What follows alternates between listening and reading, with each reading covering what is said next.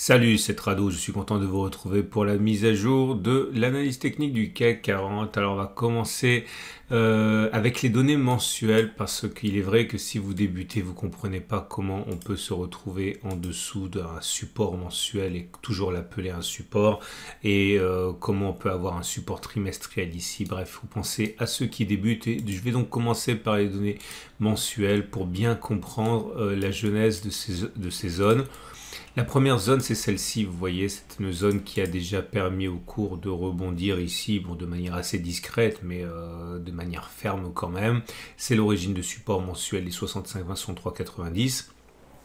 Et étant un support mensuel, ce n'est qu'à la fin du mois qu'on pourra juger de sa tenue ou de sa cassure. Donc pour l'instant, étant donné qu'on est que là au milieu du mois, je lui donne toujours la possibilité et le bénéfice du doute d'être efficace. Et on a un autre support ici qui est plutôt de nature trimestrielle. Ici, ça correspondait au plus haut de 2007 qu'on a cassé ici, inversant la polarité, ce qui nous permet d'avoir un support ici à 61,10, 61,70. Alors maintenant, si on revient sur les données journalières, comme vous pouvez le voir, il semble que l'on ait cassé ces supports, mais il n'en est rien, hein, puisque vous venez de voir, on est toujours dans l'impossibilité de conclure à une cassure de cette zone de support rouge ici que j'ai mentionné, et de la même manière pour l'instant ce support trimestriel qu'on vient d'évoquer, on voit bien qu'il est préservé même s'il semble qu'il ait été cassé en données journalières. Voilà, une fois cette digression faite, voilà où nous en sommes. On est toujours dans une situation a priori de rebond technique. Il faudra faire très attention à la première zone de résistance importante qui est ici cette résistance hebdomadaire des 66,50, 67,60. Là, pour comprendre cette zone, il faut aller sur les données hebdomadaires naturellement. Et comme vous pouvez le voir, c'est une zone de support qui a permis au cours de rebondir avant d'être cassée après la quatrième attaque. Elle a donc changé de polarité et cette zone est vraiment le candidat idéal pour que les baissiers se manifestent si on y va. Alors, une fois ces choses dites, vous remarquez que si on devait continuer à anticiper une baisse, on est totalement en phase avec l'idée d'un flag ou d'un drapeau ou d'un fanion, appelez ça comme vous voulez, mais l'idée c'est qu'effectivement, voilà le mât, voilà en gros, pour faire simple, le petit triangle, le biseau, enfin, qui forme le fanion, et on peut tout à fait envisager que cette consolidation dans la baisse donne lieu à une nouvelle attaque. Alors théoriquement, quand c'est vers le haut, j'aime bien prendre la hauteur du mât reportée au-delà du fanion, mais les tests et les études et les backtests ont montré que c'était moins efficace et que souvent le mât n'est pas aussi long que la première impulsion baissière. Mais en tout cas, voilà l'idée, c'est qu'on pourrait bien avoir une nouvelle attaque baissière qui nous amènerait à visiter cette zone que je pense complètement envisageable, cette zone de support. Et ça, je remonte dans les données hebdomadaires, je suis vraiment désolé, c'est un peu fouillis, mais ça n'arrive pas souvent qu'on ait des situations aussi exceptionnelles. Ça correspond à cette zone qui est ici, okay, cette zone qui a été résistance, qui a été cassée, qui a donc changé de polarité et qui amènerait les cours depuis les plus hauts à abandonner 30% environ. Okay, on a déjà parlé de tout ça, c'est pour ça que je vais quand même un petit peu plus vite. Et donc voilà la situation à présent en price action. Vous avez donc une bougie aujourd'hui qui est plutôt pas mauvaise, puisque force est de constater que c'est une bougie de hausse et qu'elle est verte. Verte, ça veut dire que l'on clôture plus haut que l'on a ouvert, c'est bien le cas ici, et on a une amplitude assez intéressante de 1,75%. Donc ça, c'est plutôt aussi en tant que tel. Maintenant, quand on regarde la bougie Akinashi, c'est confirmé, en ce sens que nous avons une bougie haussière également. Alors, elle n'est pas aussi belle qu'on aurait pu espérer, puisque les vraies bougies haussières sont comme celle-ci, à savoir verte sans mèche basse, mais on aime bien que les corps soient démesurément longs par rapport à la mèche, et là c'est pas tout à fait le cas puisque vous avez une mèche qui est à peu près de la même longueur que le corps. Ça reste haussier mais c'est pas formidable.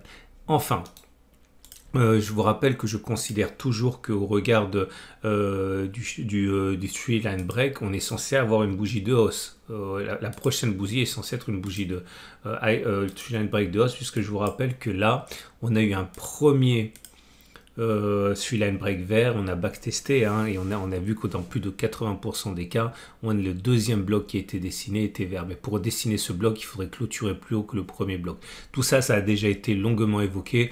Vous avez sur le site de la Trading Academy hein, le tutoriel pour comprendre comment fonctionne les suit line break. Mais comprenez si vous découvrez aujourd'hui mon format qu'une fois qu'on a une première bougie, il est rare qu'on ait une bougie rouge après un premier bloc vert. Okay, donc tout ça milite dans le sens d'une continuation même ne serait-ce que marginal, mais à la hausse. Et on a d'autres éléments qui permettent d'aller en ce sens. Alors, puisqu'on en parle, la moyenne mobile à 7 jours, elle est maintenant, elle s'aplatit, on va dire, on est au-dessus, on va dire que la tendance immédiate est neutre, puisqu'on est au-dessus de la M7 qui descend. La moyenne mobile à 20 jours, par contre, elle est descendante, on est en dessous, donc la tendance générale est baissière. La moyenne mobile à 50 jours est baissière et elle est également au-dessus des cours, donc la tendance de fond est baissière. La moyenne mobile à 200 jours est baissière, on est en dessous, donc la tendance de long terme est baissière également. Bref, c'est très baissier tout ça. À noter enfin que les bandes de Bollinger se mettent en parallèle baissière également, avec, comme vous pouvez le voir ici, hein, la Bollinger supérieure et la Bollinger inférieure qui descendent. Néanmoins, on a backtesté que là aussi, même si cela ne préjuge en rien de la continuation de la hausse, on devrait normalement aller faire un contact avec la M20. C'est ce qui se passe dans plus de 80% des cas, une fois que l'on a clôturé au-dessus de la M7, après que l'on ait fait un T1. Je suis désolé si vous débutez, c'est très jargonneux tout ça, mais si vous voulez vous en sortir en analyse technique, eh bien, il faut regarder les précédentes vidéos, sinon... voilà, si vous ne faites pas l'effort de regarder ce qu'il y a avant, vous ne comprendrez pas ce qui vient après. Hein. Et on va donc terminer avec l'autre élément technique que j'aimerais signaler aujourd'hui à votre attention. C'est le fait qu'on a un signal haussier qui a été délivré par le cycle de Schaff. Alors le cycle de Schaff, c'est un de mes indicateurs techniques, pas préféré, mais je l'aime beaucoup. Il est considéré comme exotique, en ce sens que pas grand monde l'utilise, mais je l'aime bien. Alors ce qui est intéressant, c'est qu'on va regarder ce qui s'est passé les précédentes fois qu'il a donné un signal haussier. Le cycle de Schaff donne un signal haussier lorsqu'il était en zone de survente et qu'il sort de la zone de survente. Bref, quand il passe au-dessus de 25, c'est le cas sur la bougie du jour. Et on va regarder si, aujourd'hui le backtest va consister à regarder si on peut espérer qu'une fois que l'on a eu ce signal positif, eh bien on aille vers le haut d'une distance égale à la clôture moins les plus bas du cycle baissier. Alors clairement le cycle baissier du Schaff, il est là. Le plus bas et ici, on prend la distance entre la clôture et les plus bas, ça fait 9,63. Est-ce que l'on a plus de chances de faire plus 9,63 ou est-ce qu'on a plus de chances d'aller toucher moins 9,63 qui constitue donc notre stop de protection? Et c'est parti pour ce backtest. Alors, j'ai regardé s'il était plausible que l'on fasse 9,63 et 2 fois 9,63 également. Ok, donc ça va être le sens du premier et de la deuxième bougie. Et comme vous pouvez le voir ici, ça commence fort avec un double échec, puisque le signal a été donné sur cette bougie ici. On est sorti de la zone de survente. Okay, l'objectif, c'était de prendre la distance entre la clôture de cette bougie et les plus bas du cycle de baisse du cycle de Schaff, c'est-à-dire 5,28. Il fallait donc faire 5,28 vers le haut et ensuite 2 fois 5,28 par le haut. On n'a fait ni une ni deux fois. On a été déclenché sur le stop de protection sur cette bougie-là. C'est pour ça qu'il y a un échec, deux échecs. Là aussi, un double échec sur cette occurrence-là parce qu'il s'agissait de faire 4,31 vers le haut. Et on peut le voir qu'on a... je ne sais pas pourquoi j'ai dit que c'était un échec. Bon, je corrigerai plus tard. C'est un succès. C'est un succès avec une occurrence, avec un ratio gain-risque. Mais par contre, si on vise deux fois 4,31, on voit bien que ce n'est pas le cas et on a un échec. Okay, là aussi, hein, ça a fonctionné pour une fois le risque, mais pas deux fois le risque. Vous pouvez le voir ici. On avait pour objectif d'aller faire la distance 4,80 vers le haut. On a bien fait 5,62, mais on n'a pas fait deux fois 4,80. On n'a pas fait 9,60, hein, puisqu'on a été déclenché sur le stop de protection. C'est pour ça qu'il y a un succès et puis un échec. Okay, là, c'est un double succès, puisque vous pouvez le voir sur cette bougie. Attention, c'est un peu compliqué. Vous allez comprendre l'astuce quand même. Là, le signal a été donné ici. Le plus bas du cycle de Schaff, c'est 2,84. Donc, est-ce qu'on a fait 2,84 d'abord ou moins 2,84? On voit qu'on a d'abord fait 2,84. On a même fait 8,83. Donc, c'est pour ça qu'il y a deux pouces verts une fois, deux fois. Maintenant, je vais faire dérouler. Donc, succès, je regarde simplement... Non, je regarde les deux. Donc, succès, succès, succès... échec, double succès, double succès, double succès, double succès, double succès, 4 échecs d'affilée, un succès, 2 échecs, succès R1, échec R2, succès, échec, double succès, demi-succès, 1, 2, 3 échecs, et ça y est, on arrive à 31 occurrences. Et sur ces 31 occurrences, on a eu, si on visait une fois la distance au stop de protection, on a 17 succès, 14 échecs. Autrement dit, 55% de succès, 45% d'échecs. Si on adapte la position de telle manière qu'on a un stop de protection à 1000 euros, ça veut dire qu'on a gagné 17 fois 1000 euros et on a perdu 14 fois 1000 euros. Donc ça veut dire 17 moins 14, un gain de 3000 euros. Par contre, si on vise 2 fois la perte potentielle qui est de 1000 euros, là ça s'inverse, on a 45% de succès et 55% d'échecs parce qu'on a 14 fois où ça a fonctionné, 17 fois où ça a échoué. Autrement dit, on a gagné 14 fois 2000, 28 000 et on a perdu 17 fois 1000, 17 000, autrement dit 28 moins 17, 11 000. Moralité de l'histoire. Sur les 31 dernières occurrences, et 31 c'est très largement insuffisant pour avoir quelque chose de fiable, je vous donne ça simplement pour partager ma méthode avec vous, mais si ce backtest était, on va dire, scientifique, si on veut avoir raison et gagner un peu d'argent, ben on vise maintenant la distance au plus bas, c'est-à-dire 9,63 vers le haut. Et on a 55% de chances de réussir, 45% de chances de perdre. Ça, c'est près de 1 sur 2. Hein. Donc attention, c'est loin d'être gagné cette histoire. Maintenant, si on va gagner plus, 11 000 euros, hein, au regard de ce qui s'est passé, eh bien, il vaut mieux viser 2 fois 9,63, donc quasiment 20%. Okay. En sachant qu'on a plus de chances d'échouer que de perdre, mais on gagne beaucoup plus, 2 fois plus quand on gagne que quand on a tort, donc ça fait un système qui est plus rentable. Okay. En tout cas, au bout du bout, si ce backtest était valable, eh bien on aurait plus de chances quand même de monter que d'aller chercher le précédent plus bas. Okay. Alors, on va terminer avec l'Ichimoku, et l'Ichimoku nous dit que ça c'est en rémission, mais ça reste quand même globalement baissier. Vous voyez que le nuage commence à s'aplatir. Quand vous ne savez pas si c'est descendant, plat ou aussi, regardez la tête de la SSB, là vous voyez bien que la SSB elle s'aplatit, donc la tendance de fond tend à se neutraliser. La Kijun également, la Tenkan est descendante mais au-dessus, donc c'est neutre, donc globalement c'est de plus en plus neutre, mais ça reste quand même globalement baissier. Ce qui nous amène au trade. J'ai dit qu'une possibilité d'acheter était de se positionner à la hausse comme je l'ai fait moi. J'ai été rentré ici, hein, sur cette bougie ici, si ma mémoire est bonne. Voilà, c'est ça. De toute façon, tout est repris sur mon blog. Hein.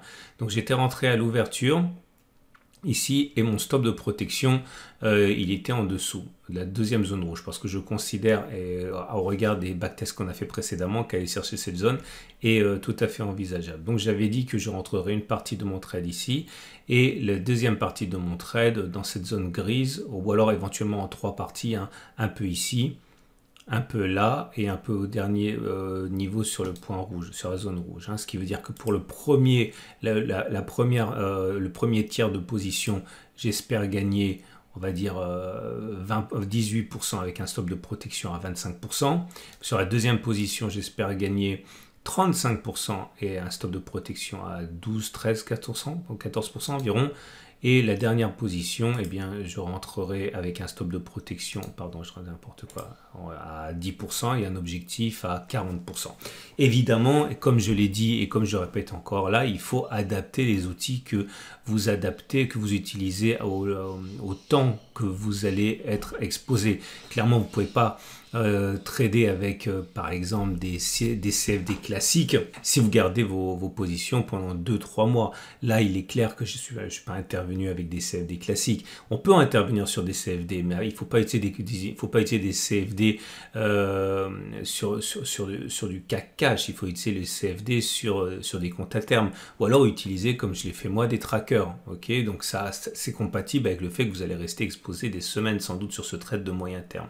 Alors maintenant, si vous avez une position baissière, Je pense que le plus intéressant, c'est d'attendre que l'on revienne sur cette zone grise sur laquelle sans doute se sont perchés de nombreux baissiers. Alors plusieurs solutions, soit vous mettez un stop de protection au-dessus de la zone grise, soit vous prenez carrément un large avec un stop de protection au-dessus des tops absolus à 12-13%. Là, je pense qu'il faudrait rentrer en 2 fois pour améliorer le ratio gain-risque. Première position ici, objectif, aller chercher par exemple la zone de support hebdomadaire à 20%. Un stop de protection à 15%, donc c'est pas mal. Et c'est sur le deuxième demi-position que c'est jackpot, puisque ça fait 6% de stop de protection pour un objectif à 25-26%. Voilà. On termine avec les données horaires. Les données horaires montrent que on est, je pense que bon, vous retrouvez ça sur mon site, hein, parce que je sais que je vais un petit peu vite avec les matrices de trading intraday. Je pense que la meilleure des positions, c'est quand même d'attendre un retour sur la résistance verte. Ici, je vous montre un exemple de stop de protection en utilisant la TR. L'idée, c'est attendre que l'on revienne, mettons, sur les 6500, on va prendre un chiffre rond, 6550, non, c'est trop. On va dire 5530. Si vous rentrez en position baissière à 6530 en utilisant la TR, vous prenez donc 6530. Vous regardez la valeur de la TR au moment où on sera dessus. Imaginons qu'on soit à 61,4. Vous ajoutez 61,4. Ça vous donne un stop de protection à 6591. Donc, par ici. Ok, 6591 et votre objectif, alors soit vous pariez sur un retour sur le prochain support, soit vous contentez simplement d'avoir un objectif au moins égal à une fois le risque prix. Imaginons que le risque prix soit 1,4%, ben vous visez au moins 1,4% pour que le ratio gain-risque soit bon. Voilà ce qu'on pouvait dire sur tout cela. Je vous rappelle que si vous voulez en savoir davantage sur les matrices, elles sont tous les jours sur mon site. J'en parle pas tous les jours dans la vidéo, mais elles sont tous les jours sur mon site. Hein, vous tapez Tradosor. Vous avez également la possibilité de passer vos trades avec mon partenaire, donc IG, qui vous permet de rentrer en action avec des turbos, avec des CFD à terme ou cash. Hein. Bon, encore une fois, hein, compte tenu de la longueur de trade que vous voulez. N'oubliez pas de toujours connaître les produits avec lesquels vous tradez. Je vous souhaite une excellente journée et je vous dis à demain pour la mise à jour.